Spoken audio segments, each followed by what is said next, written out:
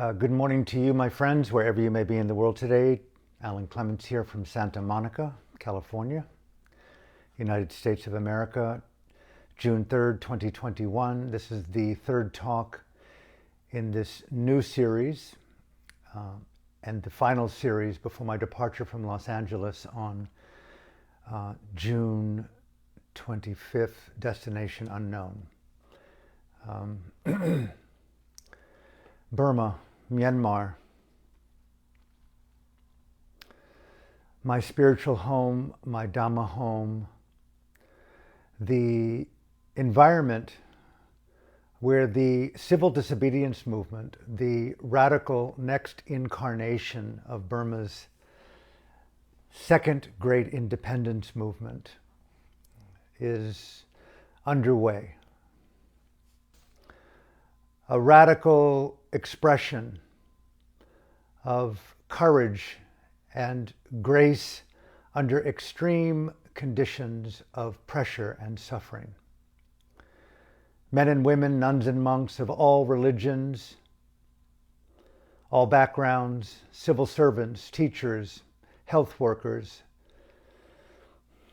the whole range of people that tend to an economy, to a culture, to the thriving of a civilization, the vast majority of them are under conscious strike to refuse to participate in the ongoing desecration and denigration of the people of Burma.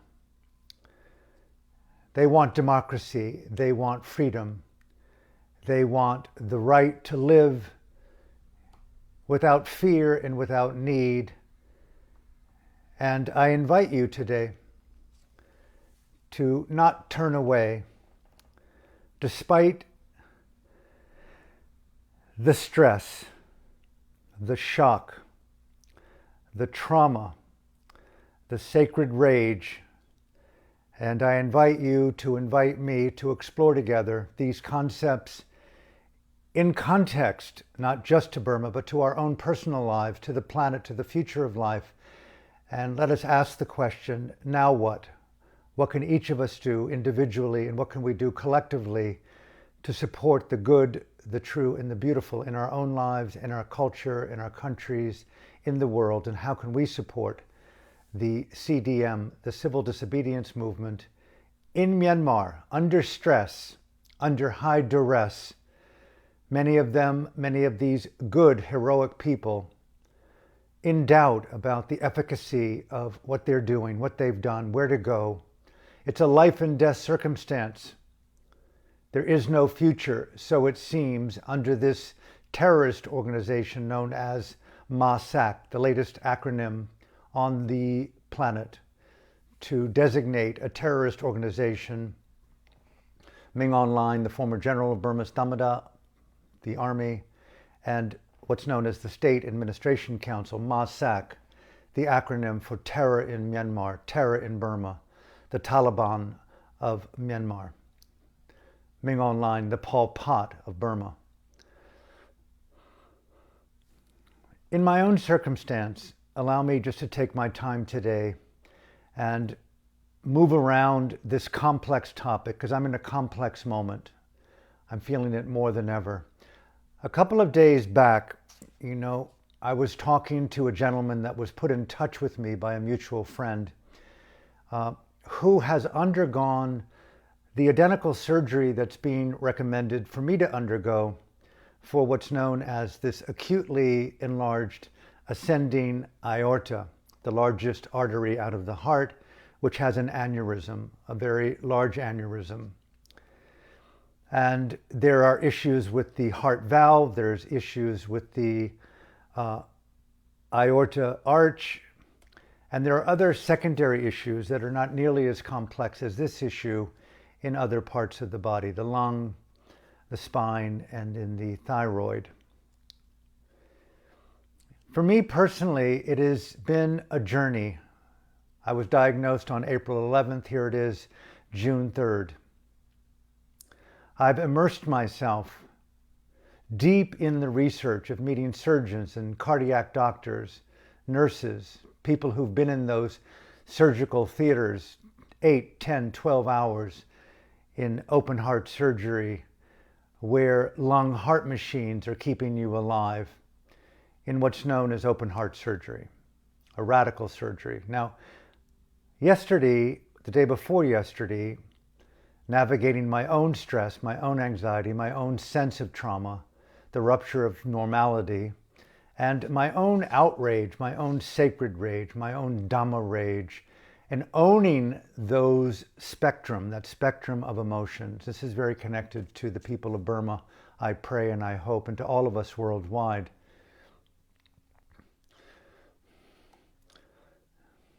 To state that life is complex is so overly simplistic. And all it takes is a moment of cognitive empathy, just to simply put ourselves as best as possible in the mind and body of other and ask ourselves, what do they feel? How can I assist? And rather than asking them how they feel, how are they doing, what do you need? Empathy has a deeper root, creatively compassionate root, that doesn't ask the question, that delivers on the promise of the wisdom of empathy and compassion in action. When we want to give something to someone, we don't ask them particularly, what do you need? How do you feel? We know their situation intimately close based upon this very profound quality of human consciousness, and perhaps also in the non-human world as well, empathy, compassion, the ability, the capacity of the human, you and me, to pause and to simply do all that we can with our own elegant, clumsy, awkward, courageous mindfulness to employ transference consciously of self into otherness. Who are we without the archetypal mother that embraces her child, not just her own genetic offspring, but the child beyond the family unit? Isn't that the spiritual quest of all human life, ultimately the existential quest to expand our own parameter, our own epidermis of separation, to feel other as self, the quality, the bridge, empathy. I'm thinking openly here about my own personal needs and the needs of the people of Myanmar. How can they be helped? What can we do? What can we imagine creatively, courageously, individually doing to support the civil disobedience movement in Myanmar and making good, I use this word very carefully, making good on the promise of why we are alive as humans. And I can't see any other deeper rooted reason than one's own self-respect, one's personal personal dignity. And I think the qualities of dignity and of conscience are intimately, inextricably rooted, if you will, in our capacity to empathize.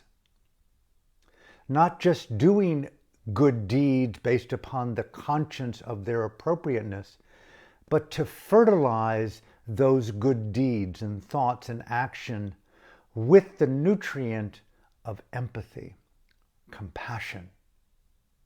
May I invite you to invite me to invite your friends at this point in this sharing today to embody the meditative ability, if you will, not just to hear things through our own ear and translate them through the filters of consciousness, but to do all that we can to mindfully embody, I use the word quite frequently, oxygenate the states of mind that we attribute to the development of our own conscience, our own dignity, our own moral integrity, and couple these states of mind with the deep quality of courageous action.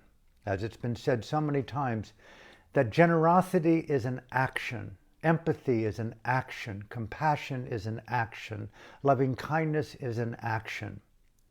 And so when I think about the outrage that I feel about my own personal condition, I don't know who I feel the outrage to, and I feel the sacred outrage for the people of Burma.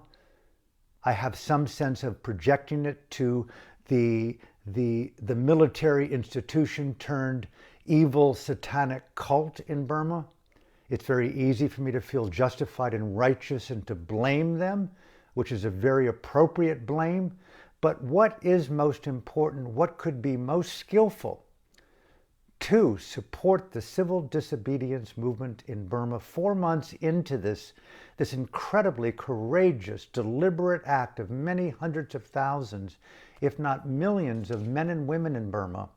At this very moment, many hundreds, several thousand that have been killed over these last 4 months, tens of thousands that have been killed and tortured to death over the last 35 years, millions that have been displaced, an ongoing revolution of the spirit. How can Alan Clements help the civil disobedience movement?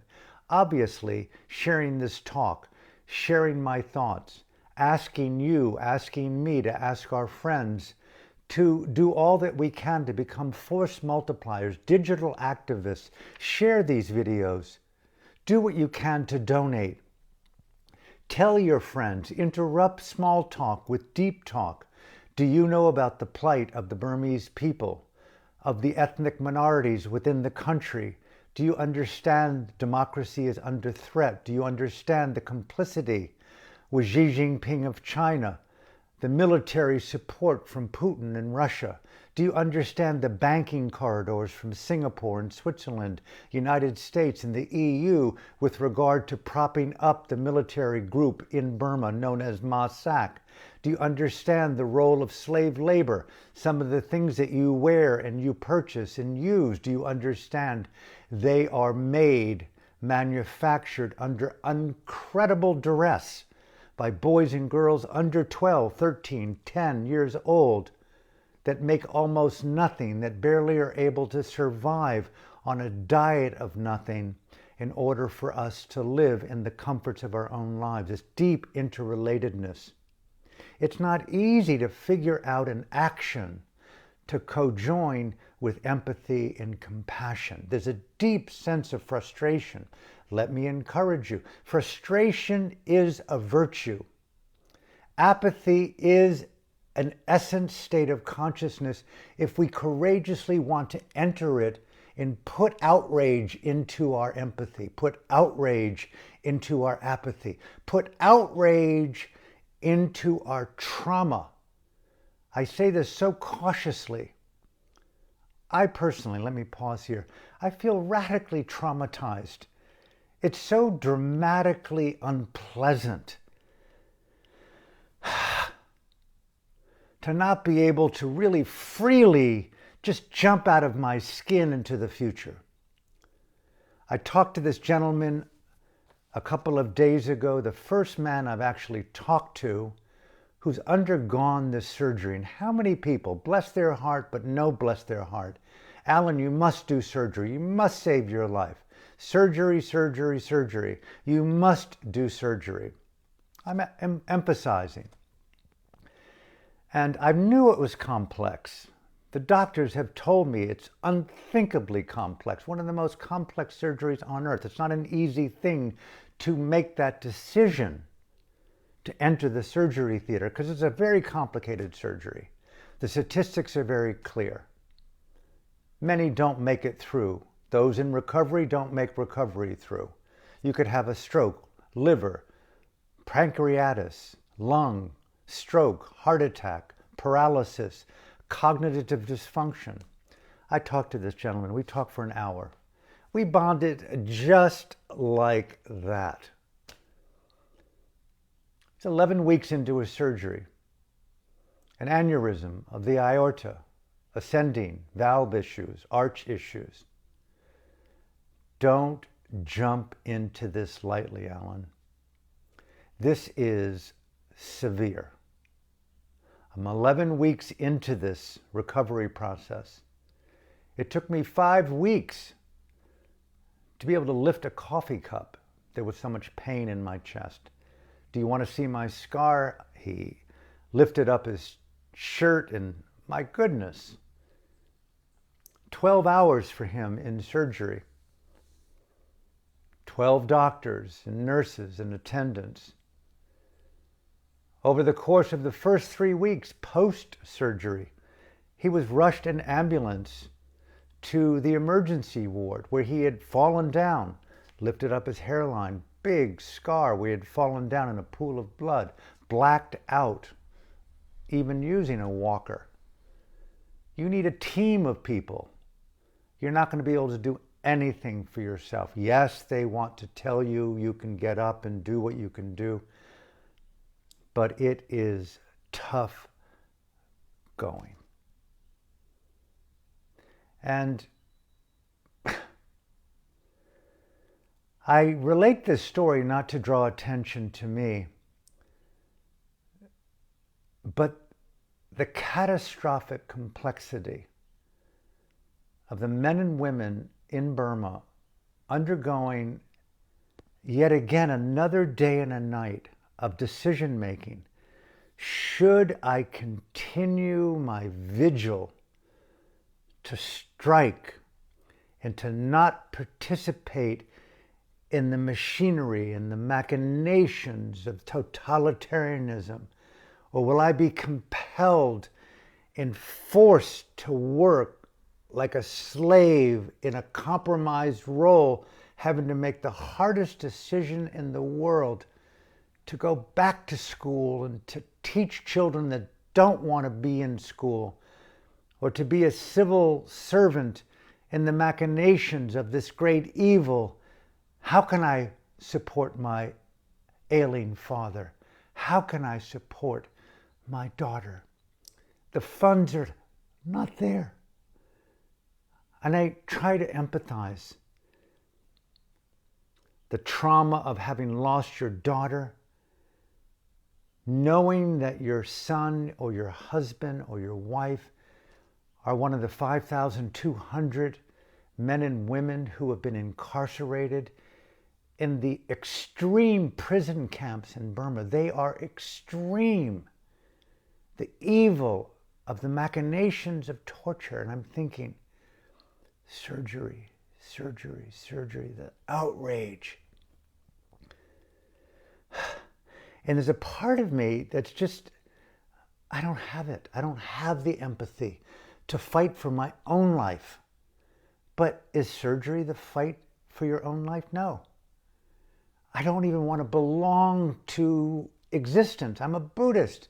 I want to evacuate my existence within this graveyard of samsara. I've been hearing all night, I could not sleep, the Buddha's teachings. Monks and nuns, have you not cried more tears in all 4 oceans? From the loss of loved ones, from the persecution of terrorists, have you not shed more blood than all the oceans combined, lifetime after lifetime, being dismembered, tortured, raped, beheaded, killed in wars in this? And it's, what kind of imagery is that? And I woke up last night for the first time and got out of bed, and I walked here in my Buddha hall, and I felt so much outrage.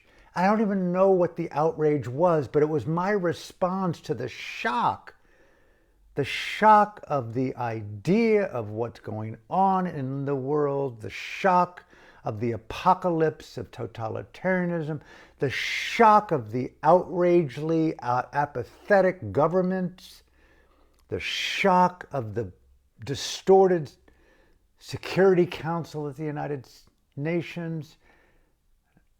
Why? And I just said, and I sat down back on my bed against the wall as I normally do and put my hands on my heart to stabilize, to inhale and to exhale, to calm the stress, to calm the anxiety, to calm the trauma. There's, where is your hands, my lover? Where are your hands, my goddess? Where are your hands, my Buddha? Mindfulness, Alan, is your only hand right now. In breath. Out breath. Feeling the heartbeat, and it began to beat a little bit more fast, and I can feel this pain at the upper part of my chest, and I'm going like, oh my God, where's the morphine? This is going to be a painful death. And am I exaggerating this oncoming rupture of the aorta? Am I bringing it on by the stress of caring too much for Burma? Am I overloading on empathy? How do you deal with this? And you're losing your voice even now, even reenacting some of these things. In breath, out breath, the anxiety, the trauma. I don't know how people keep going. And so I invite myself right now just to pause, just pause, a big, big, deep breath, and just to feel some deeper, radical sense of trust. And to get up again. Okay, you're making a decision to not have surgery. The idea, the impact, physically, emotionally, existentially, and spiritually, the impact of such a radically invasive procedure, and the weeks and the months of recovery, and who and what and food and money. And it's like the whole idea of even just packing is overwhelming. I'm not trying to draw attention. I'm just trying to be personal and not pretend to be some kind of invincible creature dedicated to the radical awakening of the gift of the angel of death. Equally, I'm going into my brothers and sisters, into the prison camps of Burma, and I'm thinking, oh my God, as Aung San Suu Kyi sits in this undisclosed location, blindfolded from the world, my ally, my friend, a mentor, a shared student of our own same teacher, the late Venerable Seda U Pandita, and I'm calling out, friend, what would you like me to think about your circumstances, about how you hold the civil disobedience movement, even if you were to know about it? How do you hold the dilemma of democracy in action? How do you hold the second great independence movement in Burma? You cannot speak or communicate to the people of your country. And I'm doing this as a meditation, coming back to the original premise. Stress, anxiety, shock, trauma, sacred outrage, empathy. The hardest thing for me is to feel empathy for myself. I think that's true. And how to enter mindfully my own heart and mind and body and circumstances, and yet again rise to the occasion to be in solidarity with myself. It's so hard, deeper than that, it's so hard to ask for support. This is why I go on and on and on. I don't want to be asked how I feel, right? I'm sure people in terminal situations or in hospice, imagine going into a hospice and asking, how are you feeling, Mom? What do you need? Yes, it's relative, it's true. Imagine the people of Burma being asked, how do you feel? What do you need? It's like, where is your empathy? And it begins with feeling empathy for yourself and co-joining the action of compassion for caring for oneself. And right there, if I had a message or a hope or a wish or a dream or the capacity to share information to the millions of people in Burma, the last thing I'd want to do is offer you advice. What I would want to do with you if I were with you, and I can only be with you from a distance, is what I would want for myself. Someone to cry with you, to cry with me, someone to spontaneously let you know that they love you, they care for you. All of a sudden, you find this unexpected box of food at your door, an unexpected amount of money in a little satchel somewhere in your flat in Dagon, in Rangoon, in Sagaing, in Mandalay, in Mogo. It's the opposite of what you need. It's like we know what you need. Food, shelter, medicines, hope, a hand, a handkerchief, soap, caring, basic commodities for survival to let you know, Alan, this is it. You're not alone. Not only are you not alone, we are there, not just one or two, but we. We are with you, civil disobedience movement in Burma. I can't imagine the dilemma of what it must feel like to ask yourself every hour of the day right now, 4 months into this movement, this strike, I'm going to be coerced. My family may be persecuted, imprisoned. I may even face torture or rape if I do not break ranks with the CDM movement, call off the strike, and go back to the clinic and do what I was trained to do. To be a doctor, to be a nurse, to be an educational administrator, to be a professor, to be a teacher, to be a rickshaw driver, to be a taxi driver, to be a construction worker, to be a policeman, to be a soldier. All the dilemmas of human consciousness in context to crises. And the only medicine that I can see right now is empathy and compassion.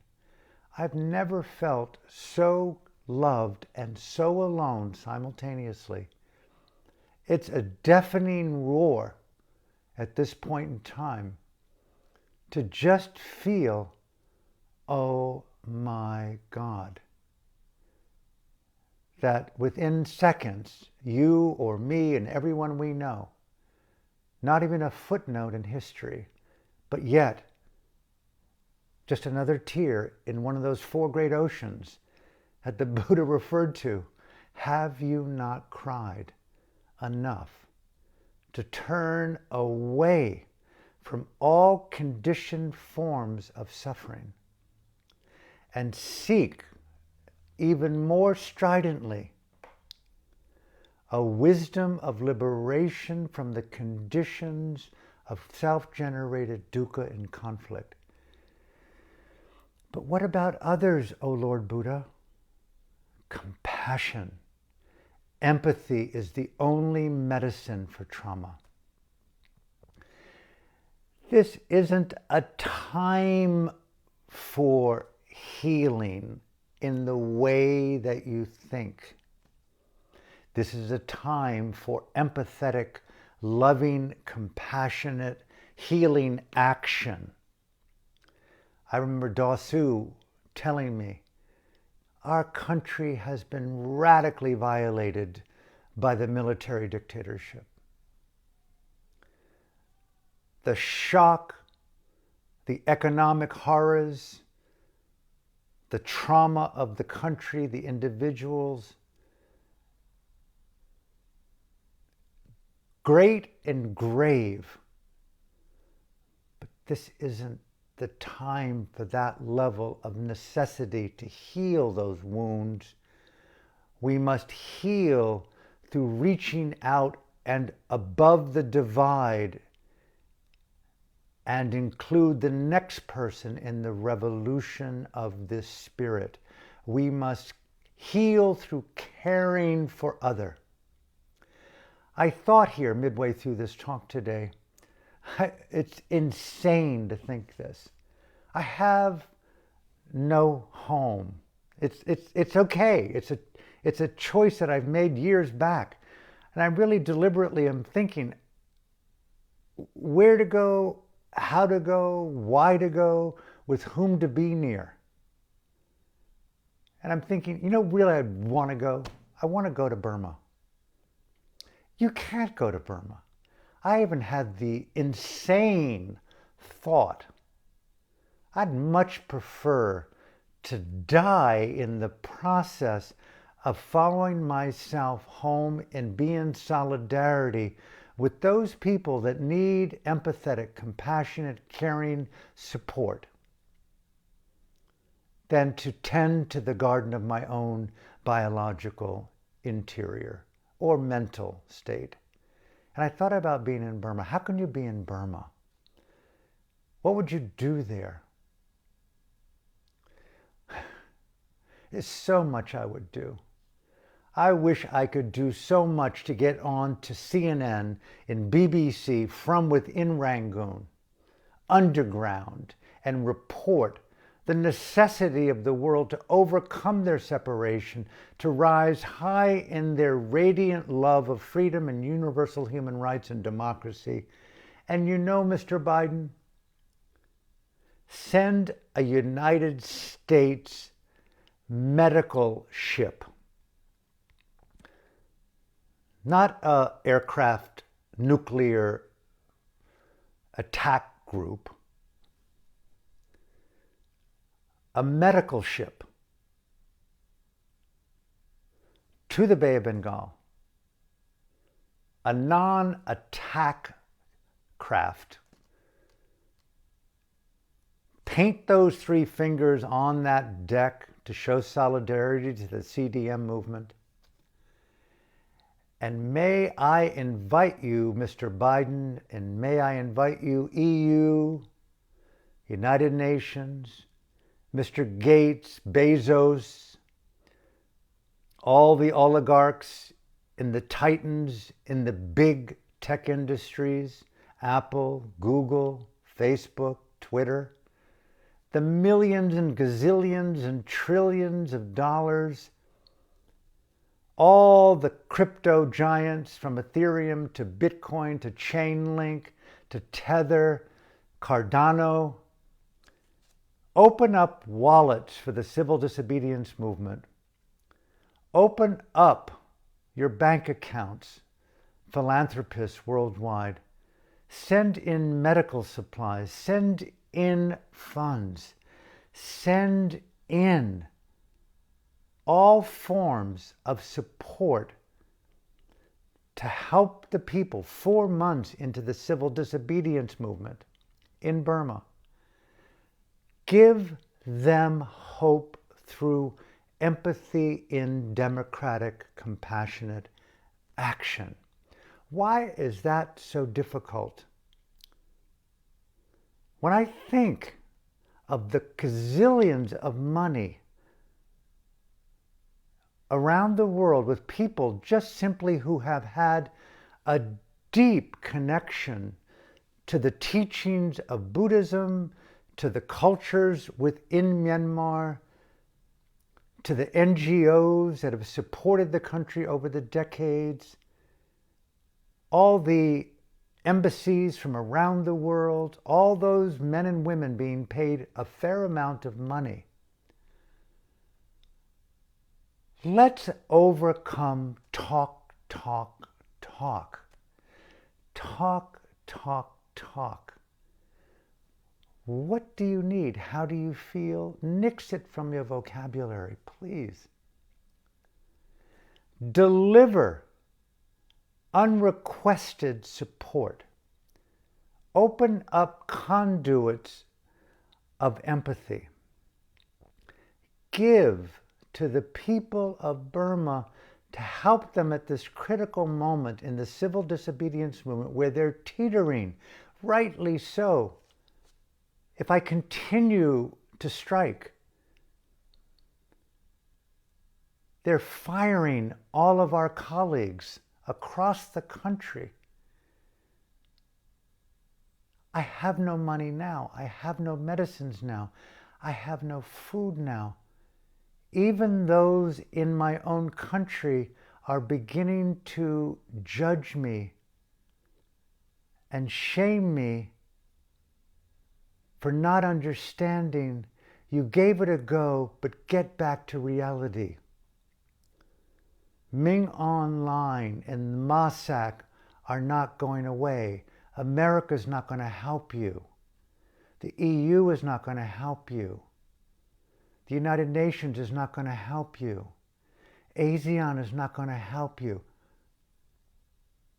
You're on your own, Alan. Yes, people love you. You're on your own.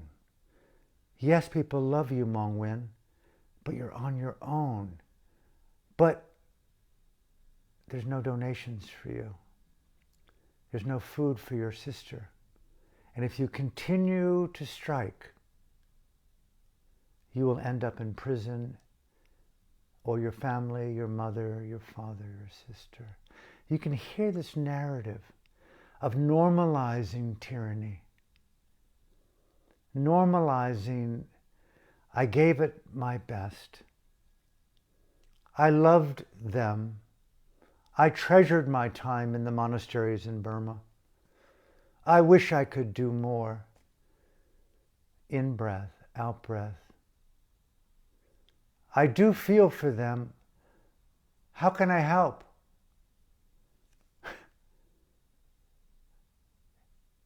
It is so traumatizing for me, I don't know about you,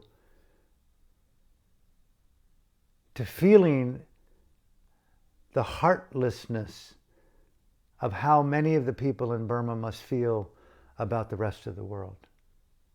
I can't imagine what it was like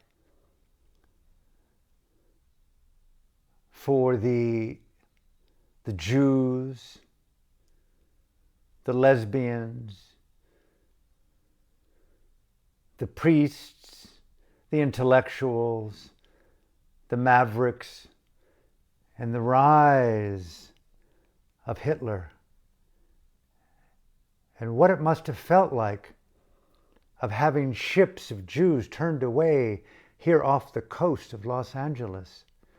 We don't want you.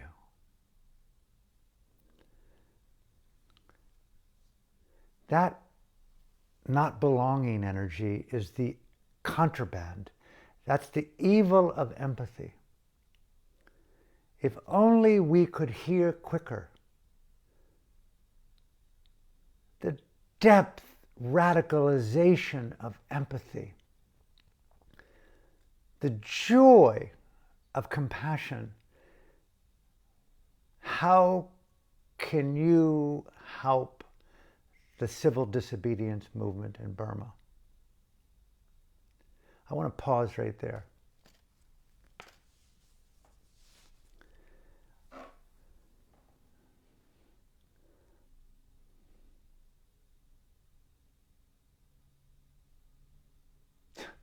It's such an edge for me of how to foster, encourage the holiness, the elevation of the status of one's own integrity, the impetus to care sufficiently enough to give, and to give more, and to take higher risks in one's giving.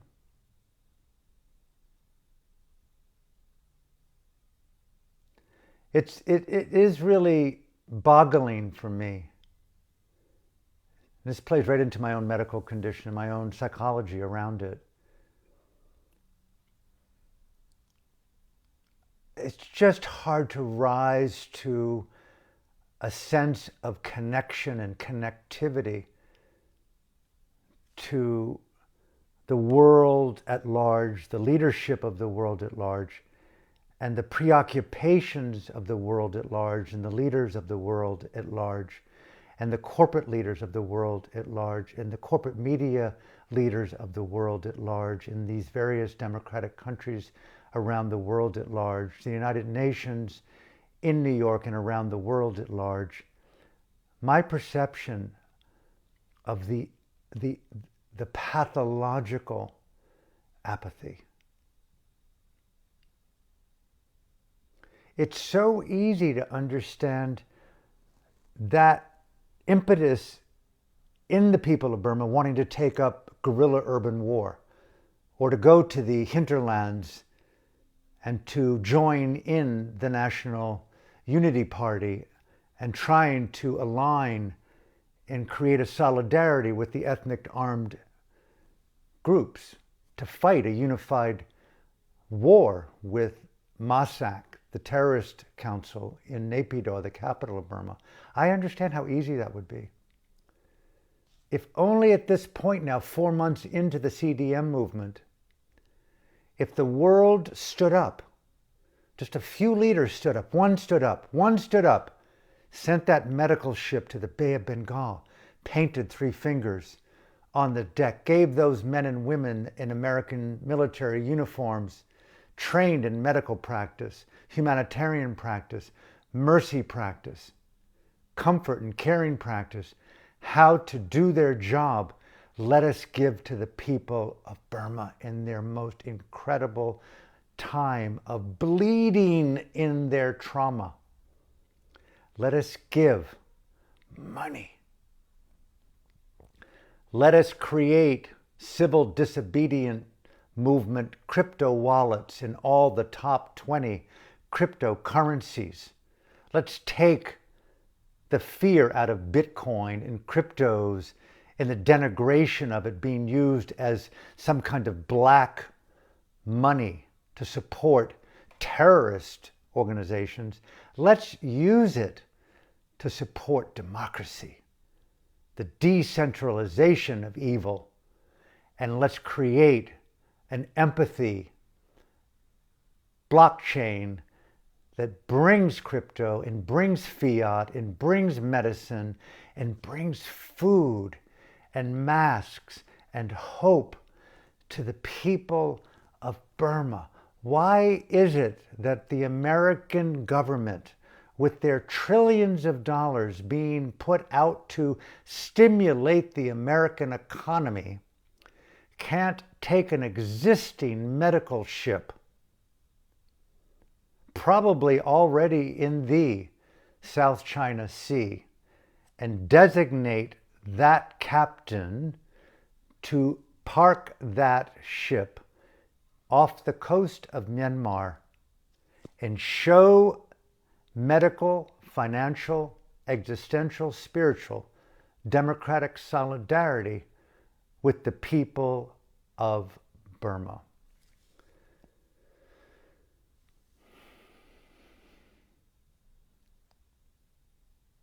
It feels so frustrating at times to use just talk. You know, what do I need? It's not a need. What could I use? Let me tell you, if I had $1 million in an account tomorrow, I can tell you there'd be no trouble spending it to acquire a home on the beloved island of Maui, just like that, or even a piece of property and build a $30,000 yurt on it with a used car and do exactly what I'm doing here, there. What do you need? How can I help you? Who has $1 million to do that? Allow me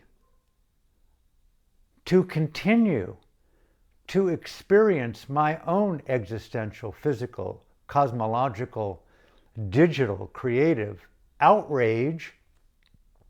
And what else could be done for you to support the civil disobedience movement in Burma?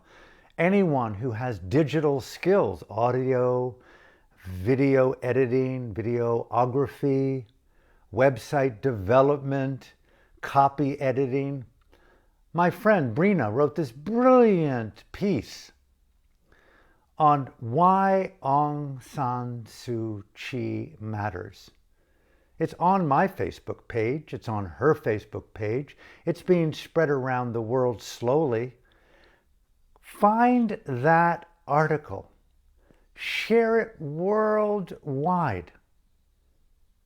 In 2007, Bono of U2 here in Hollywood had a concert dedicated, Walk On, to Aung San Suu Kyi. At that time, well into the second decade of detention in Burma, voiceless, but Bono and the people of U2 had the good conscience to put on those 100-foot video screens images of Aung San Suu Kyi. Hundreds of men and women walked onto the stage with U2 at the Hollywood Bowl, holding up faces above their own face of her face, supporting Amnesty International, to draw world public conscience and attention to the plight of this Nobel laureate and an epic embodiment of divine feminine nonviolence and democratic wild creative action to confront the injustice of toxic violent patriarchy known as dictatorship and totalitarianism in the world. Here we are, June 3rd, 2021. On June 7th, she'll be paraded before the Orwellian military tribunal in some undisclosed location in the capital of Burma known as Naypyidaw, orchestrated by Burma's Pol Pot, Ming Online, Burma's Bin Laden, Ming Online, Burma's evil dictator, Ming Online. A grotesque injustice, an evil expression of misogyny.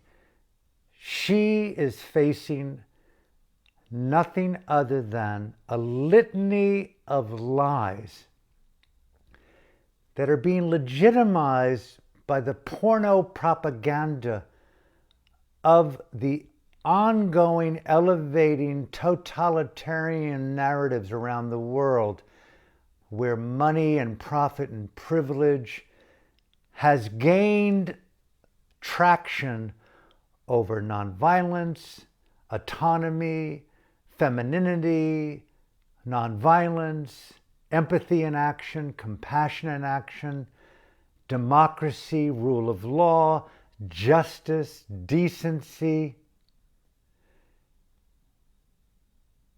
And a young woman, Brenna, she is doing exactly what Bono did in 2007 around the world, that won him the Song of the Year, Album of the Year. And here it is.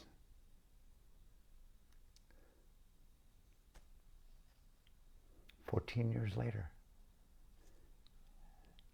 Silent."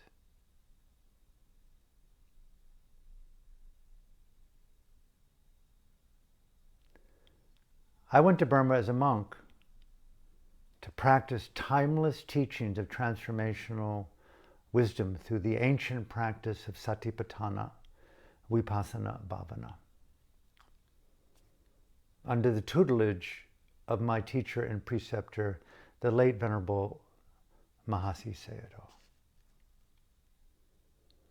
I entered the country approximately 15 years after Ming Online's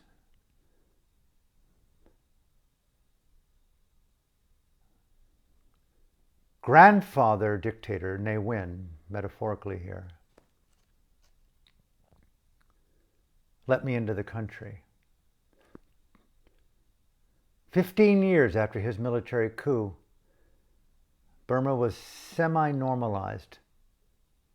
Tourism was allowed in 7 days at a time. The people continued to live in their own poverty and struggle, with Ne Win manipulating culture and business through cronyism and giving profit and privilege to those few people near, while oppressing and enslaving the people. But yet Dhamma, Multiculturalism was never killed.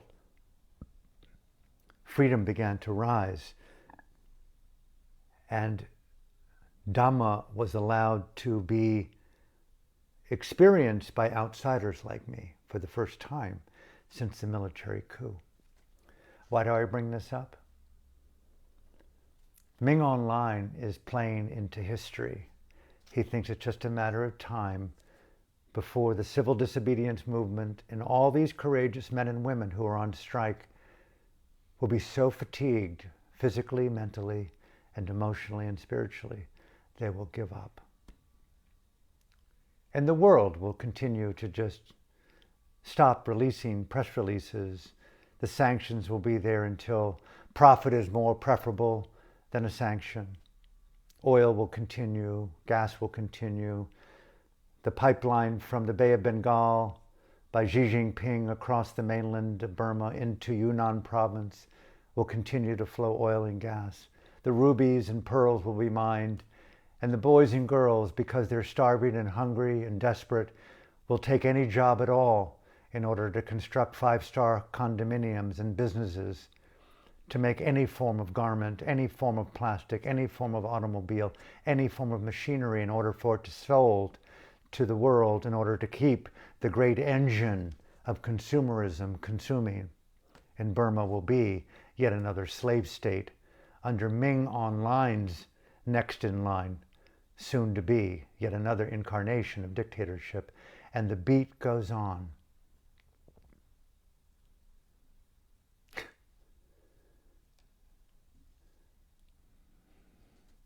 Sorry to meander, but I don't know where else to go in this incredibly complex topic of stress, of shock, of trauma, of sacred outrage. What would Aung San Suu Kyi say right now if we had her on live stream? Worldwide. Dasu, you have 5 minutes. We've snuck this phone into you. It's a secure line. Speak to the world from the depths of your own being. What do you want us to know? World, support the CDM movement. President Biden, Prime Minister Trudeau, other leaders around the world, the United Nations. I appeal to your conscience. Send in medical supplies, financial supplies. Give our people hope. Give democracy a chance to breathe. You can leave me incarcerated if you want. I am not that important. What's important are the people's needs, the people's love of freedom and democracy. Rise up, world. Please support them. You can leave me out of the equation. Release the 5,200 people in the prisons. You can leave me behind bars. You can give me a life sentence. Free the people, support the people, and give hope a chance through medical supplies, financial supplies, through hope in action. That's what she would say. I could hear it through my own heart. So as I close today, here we are 4 months into the civil disobedience movement. I don't know how the boys and girls in Burma will go on, but in my cry for help, my cry for support, my uncertainty in my own condition, my own longevity, my own mortality, yours too. We're all in this together. I don't know where I'm going ultimately. I don't know that tomorrow will even come. But what's important right now is the birth and the ongoing development of democracy and freedom in our world. I want to be known as someone who cared and to participate in the evolution of the highest qualities that I respect in this world. Democracy, rule of law, justice, universal human rights, and Dhamma. Let me end with that word, Dhamma. Dana, generosity. The joy of giving, co-join our empathy and our compassion, not as losing resources or losing time or depleting resources. Overcome the edge of apathy, stinginess, and separation. Embody the lives of the civil disobedience movement in Burma, the men and women who have died, the men and women who right now are courageously striking, and the ones in the prisons, and deliver on the promise of Dharma in action, generosity. If you're listening to this, share it is one thing, but equally find reputable conduits that are financially trustworthy. Not just donate. Give so much, American government. Give so much, Australian government. Give so much, Mr. Bezos. Give so much, Mark Zuckerberg. Give so much, Jack Dorsey. Give so much, President Biden. Give so much, former President Trump. Give so much, EU. Give so much, corporate leaders around the world. Give so much, Total Oil Company. Give so much, Chevron. Don't just withhold cash from Mossack, the terrorist group. May I invite you to go deep into your body, into your soul, into your conscience, into your God, into your religion, into your digital wallet, into your bank account. Crypto mavericks around the world, please join the civil disobedience movement. Set up crypto wallets. Give Bitcoin, Ethereum, Tether, Cardano, Stellar, Ripple, all of them, Bitcoin Cash across the board, high radiant ethical value. Put crypto to dynamic, compassionate, democratic action. Offset the fossil fuel imprint. Mr. Telsa, Mr. Elon Musk, you have so many billions. Stop tweeting and embody Dharma, generosity. Give democracy a chance in Burma.